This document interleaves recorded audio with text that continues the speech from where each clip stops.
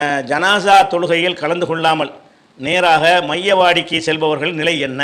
ஜனாசா தொழுகையை பொறுத்த வரைக்கும் அது அதனுடைய சட்ட நிலை என்ன அப்படின்னு பார்த்தீங்கன்னு சொன்னால், மார்க் அடிப்படையில் அது கட்டாய கடமை என்றாலும் சமுதாய கடமை, ஒவ்வொரு நபரு கடமை கிடையாது.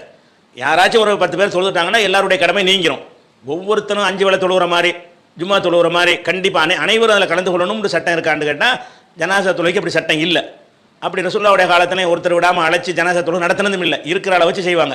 அப்போ அதுக்கு என்ன செய்வாங்கன்னா, அரபியில் இது ஃபர்லுல் கிஃபாயாபாங்க. ஃபர்ல் ஒவ்வொருத்தரும் செய்ய வேண்டிய ஃபர்ல் ஃபர்ல் ஐனும்பாங்க. ஐனுன்னா இண்டிவிஜுவலாக ஒவ்வொருத்தனுக்கு கடமை. லொஹர்லாம் கட்டாயமாக அனைவரும் தொழ வேண்டிய ஒரு தொழுகை. 5 வேளை தொழுகை அதே மாதிரி தான். ஆனால் ஜனாசா தொழுகை என்பது ஃபர்ல் கிஃபாயா என்று சொன்னால், யாராவது செஞ்சால் அனைவருடைய கடமை நீங்கிரும், ஒருத்தரும் செய்யாட்டி எல்லாரும் குற்றவாளி ஆயிடுவாங்க. அதனால மார்க் அடிப்படையில் இந்த தொழுகையில் பங்கெடுக்காமல் நேர கபுர்ஸ்தானுக்கு போயிடுறாங்கல்ல, அவங்க பாவிகள் கிடையாது, குற்றவாளிகள் கிடையாது.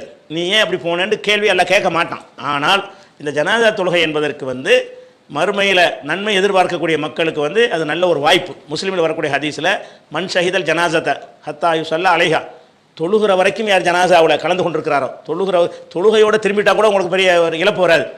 நீங்கள் தொழுகைக்கே வராமல் அங்கே போகிறீங்கன்னு வைங்க, அப்போ தொழுகலை, அப்படிப்பட்டவங்களுக்கு இந்த நன்மை கிடைக்காது. இந்த நன்மை புலகு கீராத்துன், அவருக்கு ஒரு கீராத்து நன்மை. கீராத்துன்னா நம்ம கேரட்டுங்கிறாங்கல்ல, இந்த 14 கேரட் 24 கேரட்டு, அதுக்குள்ள வார்த்தை. இந்த கீராத்து என்பதை தான் கேரட்னு சொல்லி அந்த இங்கிலீஷில் பயன்படுத்திகிட்டு இருக்கிறாங்க.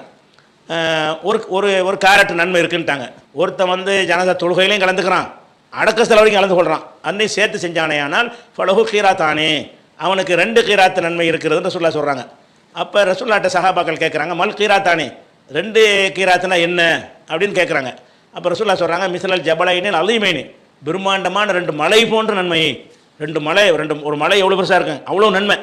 ஒவ்வொரு கீராத்து என்பதும் ஒரு மலை போன்றது. அவருடைய பெரிய அளவுக்கு அதிகமான நன்மைன்னு சொல்கிறாங்க. அந்த இதில் கலந்துக்கிட்டீங்கன்னு சொன்னால் அளவுக்கு அதிகமான நன்மைகள் உங்களுக்கு கிடைக்குங்கிறாங்கல்ல, இதை அவங்க இழந்துருவாங்க. யார் ஜனாசா தொழுகையில் கலந்து கொள்ளாமல் அவங்க அடக்கஸ்தலம் மட்டும் போனாங்கன்னு வைங்க, அவங்களுக்கு ஒரு நன்மை கிடைக்க. தொழுகையிலையும் கலந்து விட்டு அடக்கஸ்தலத்துக்கு போகிறதுக்கு தான் நன்மை இருக்கே தவிர, இது உலகத்துக்காக வேண்டி ஒரு இறப்புல நாங்களும் பங்கெடுத்தோன்னு காட்டுறாங்கல்ல, அதுக்கு தான் அது உதவுமே தவிர மார்க் அடிப்படையில் அவர்கள் நன்மை இழக்கிறார்கள்.